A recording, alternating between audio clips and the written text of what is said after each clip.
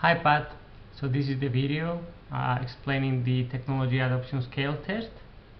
Okay, so like we talked this afternoon, I used the same model as we've been using, the same format, everything the same. So here, yeah, your name, date, and a brief like introduction to the test, and then you can click here to start the test. After that, there's the technology adoption scale. So like we said, so they will give 1 if it's completely untrue and 10 if it's totally true. I also left this this little help that is going to monitor their progress. So every time they answer one question, it's going to turn green, just to make easier like all the process, so they know exactly what questions they haven't answered yet. Alright, so once they finish, and this is where it gets tricky. Okay, so first of all, it's like the same. So when the test is incomplete, it will be say you need the statements to be answered 1, so it's left 1 question to be answered and the test is incomplete. And here in the same worksheet, so we have both tests. So we have here individual level and organizational level, and like we talked this afternoon, I used the question like the 1, this is the 10th, then the second one, the 9th one, the third one, and so on. Okay, so I'm going now to explain to you, and this is a little bit tricky, how I managed to handling the scores. Okay, so basically what I did was I gave each of the personalities like a weighted points. So for example, Technophile will have -3 points because they are in this area, so they are going to be the first 2.5%. Here they call in innovators, but are the same Technophiles. After that we have the visionaries, so they will have -1 point. Then the pragmatists, they will have 0.5, conservatives 1.5, and skeptics 2. Why did I choose those values? It's just to be to have like asymmetric scores. I just adjust these values to be symmetric. So we have here -7.5 is the sum of all of these, and on the other side we have 7.5. So we have 1/2 of these scores are going to be -7.5, and the other half are going to be positive 7.5. And after that, you will, so the question 1, this is the answer. So this person here in the question number 1, which is this one, and put 5, which is moderately true.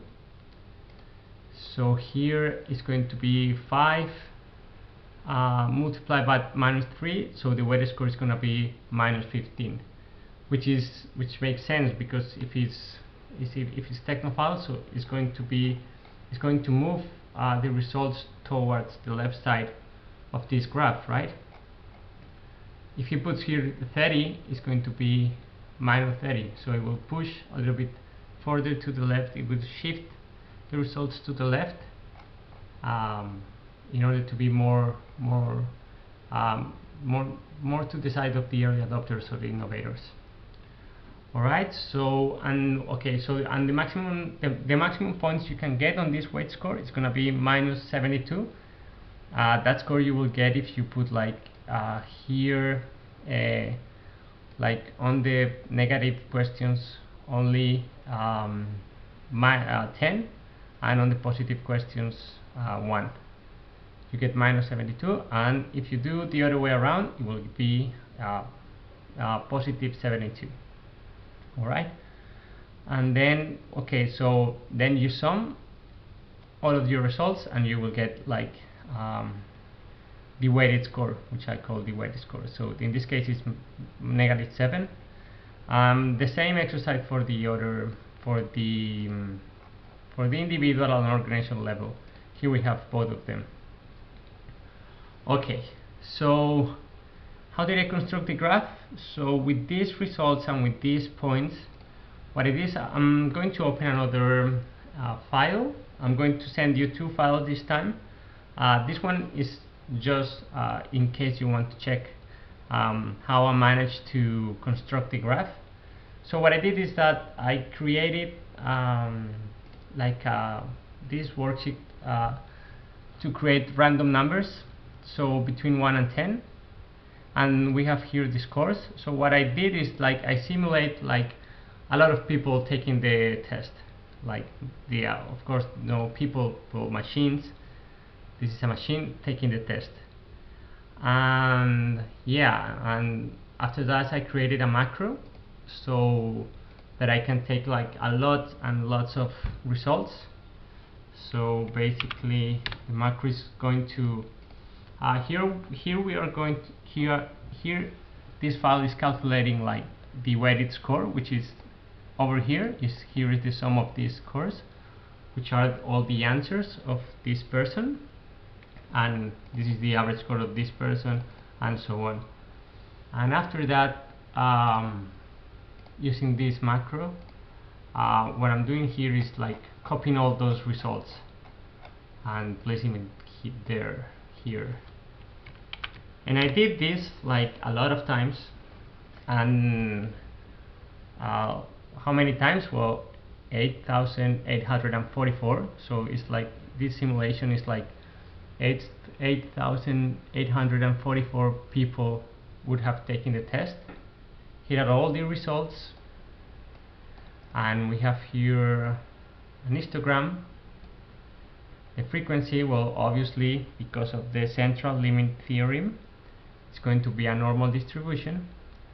And here we get the mean and the standard deviation, which here is going to change a little bit, because every time you change these random numbers are going crazy, but it's not going to change so much. So I took these values and I put them here and here. Okay, so we have now the mean and the standard deviation of our test. Yeah, because it's a normal distribution. These are the results of the test, and because of the central limit theorem, we have a perfect normal distribution. Obviously it's not perfect, because to be perfect this would be to be infinite, but it's a lot of simulations, so it's enough. And after that I created, so like I said, the lower value is minus 72, the highest value is 72, and then I created like with the formula of the normal distribution, I created our graph here. And after that, well, I just put here some graph just to show here is one standard deviation ahead, which is going to be 60% of the skeptics. Here I have more information, but it's not necessarily like the cumulative distribution function, etc. Here we have conservatives, pragmatists, visionaries, technophiles. And these 2 points, the yellow one and the red one, here well, it's just bad luck that we have these points here because they are interlaced, but it shouldn't be like that. So let's change some of the questions. Let's take this one right to the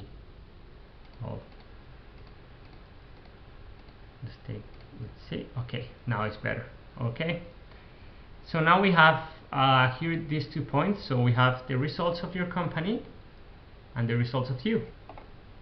And well, I'm going to explain this. When you finish the test, you will check results. Now that you know how I created the graph, we're going to continue like the user experience.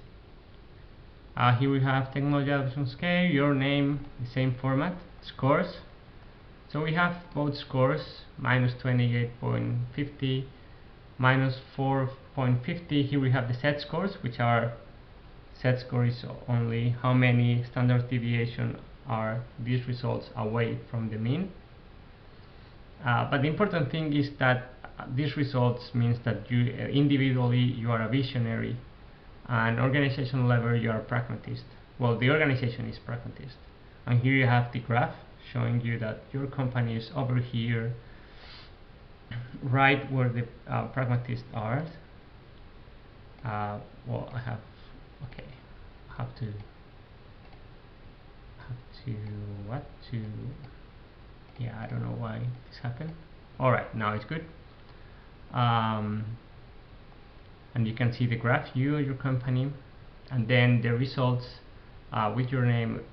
Here is just like a brief explanation of each one of the how do you call this?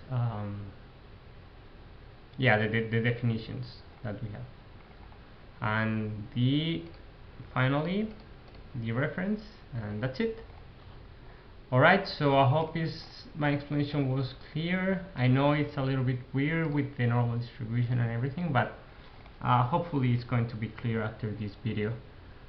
So like I said, I'm going to send you both files, so both files you can check them, play with them, and if not, if you don't get it, if you don't feel comfortable with this simulation, you can always call me and we can have a meeting or something. Alright, bye.